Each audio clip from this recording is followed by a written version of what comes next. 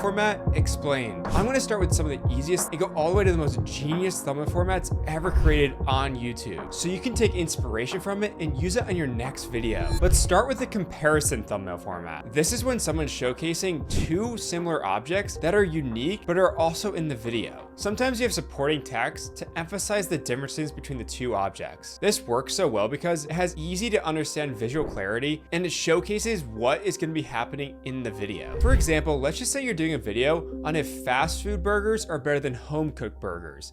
Maybe you have a McDonald's burger on the left and a home cooked burger on the right. And this really works well in any niche. Now let's move on to the ranking format. So this is when you're showcasing a ranking system within the thumbnail. Either you have the vertical style or the horizontal style. With the vertical style, you typically have lettering on the left side of the thumbnail with the corresponding colors. And with the horizontal, you typically have a grid from 1 to 5 or something similar to that. So this works so well because without even the title being present, it already creates intrigue by showcasing known objects in specific position that the audience might agree with or disagree with. So if I was doing a tier list on Minecraft blocks, I probably want to throw in diamond ore, logs, and maybe a more controversial block like sponge and place them like this.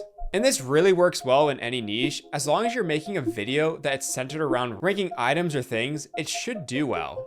Next, let's check out the before and after thumbnail format. So this is very similar to the comparison thumbnail format, but it's showcasing the beginning and the payoff rather than just two random parts of the video. So think rusty to shiny, incomplete to complete. So this works so well because it already satisfies the viewer by showcasing a drastic change in the same object. And if you want to execute this for yourself, make sure you're taking two of the same object and showcasing them in the same angle, same lighting, and ideally the same background. So the only thing that the viewer can focus on is the drastic difference of the actual item. And this can really work well in any niche as long as your video is centered around a progression. So for example, if I am getting rid of acne, or if I am recreating a logo, or if I'm improving my baking over time. Now let's talk about the reacting format, which you've probably seen across YouTube. This is when a creator's face is one of the largest elements on the thumbnail, typically on the left or right side. The rest of the space is filled with the thing that they are reacting to. And most times this is a visually clear image that's actually a thumbnail from an outlier video, which is a video that performed really well for a channel.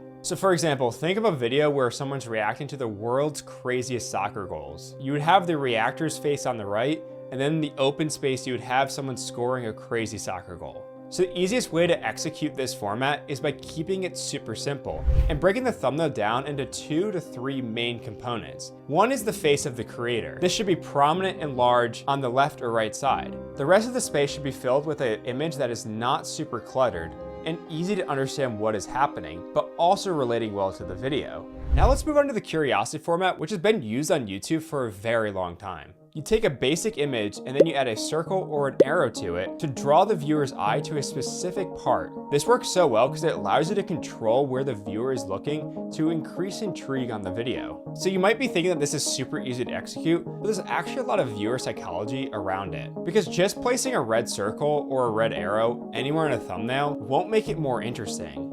If anything, it might make it more confusing. So you really have to think about the psychology of the placement. You want to be thinking about bringing attention to something that is there or might not even be there, but it could be there. So for example, let's take this image of a cliff. There's not really anything that's drawing your eye to anything specific here.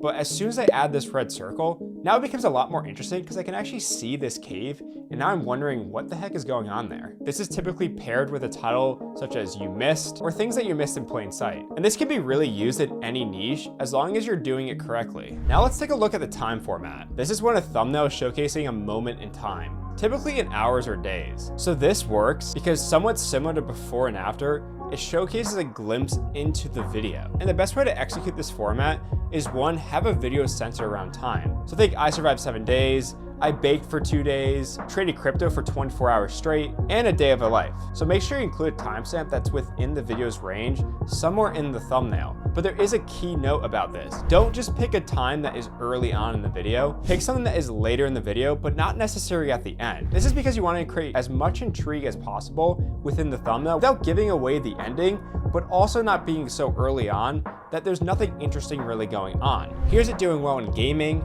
entertainment, finance, and cooking. Now let's dive into the small versus big format. This is when you're showcasing a smaller or bigger object and having the contrasting size next to it. This could either be two of the same objects or two different objects. Sometimes you provide an arrow with text to emphasize the smaller or larger object. This has worked so well because it allows you to see the contrasting size and get a true scale of how big something is or how small something is. So take this thumbnail for example. Let me remove the small object. Now that large object looks normal size, but as soon as I add back that small object, it all of a sudden becomes a lot bigger. This is because you need that contrast to make sense of how big something is. And if you want to do this for yourself, here are some key things you need to take away. Have two objects near each other that are clear and easy to read. In some cases, highlight the smaller one or the larger one with an arrow or text, and keep the background super simple. Now let's get into the POV thumbnail format. This is when it's showcasing a single action from the POV of the creator. Most thumbnails on YouTube are third person, so having a first person thumbnail really stands out.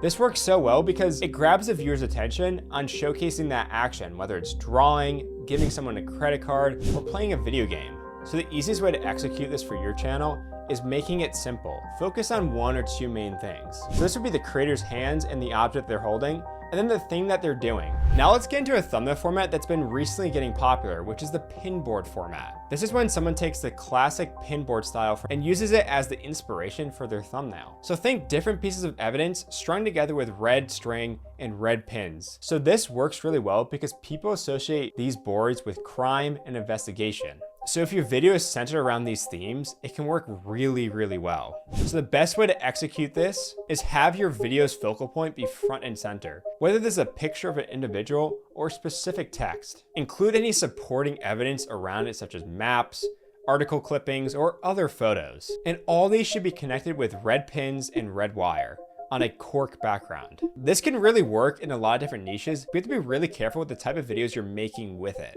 Not every video will work well with this thumbnail. People see these thumbnails and are expecting a specific type of video that deals with investigation or mysteries. And if your video doesn't deliver on that, it could probably hurt it. So think more documentary style videos or videos where you're diving into a complex topic that has a lot of ambiguity around it. Think the title, "I Investigated," would work really well for this thumbnail format. And now finally, let's get into the holding object format. So this is a simple, low clutter way to bring a lot of attention to a specific object. And it's typically done with the creator in the back, holding the main object of the video towards the camera so it's super in focus and super large. So this works really well because it's a super easy way to do a low clutter thumbnail that brings a lot of emphasis to the product that the video is about. So the easiest way to execute this thumbnail format, whatever object the main focal point of the video is about, have that be front and center, held out, and in focus. Make sure your background is super simple and uncluttered to not distract the attention of the viewer away from the object at hand. And this could really work well in a lot of different niches that are showcasing products. So tech uses this a lot, same thing with beauty and art. But I've seen it work well in cooking as well, among other niches. Now that you know how to use all these great thumbnail formats, go out and use them as inspiration for your next video. And if you need help finding even more inspiration for your next thumbnail, make sure you go to viewstats.com and check out all the great tools that ViewStats Pro offers.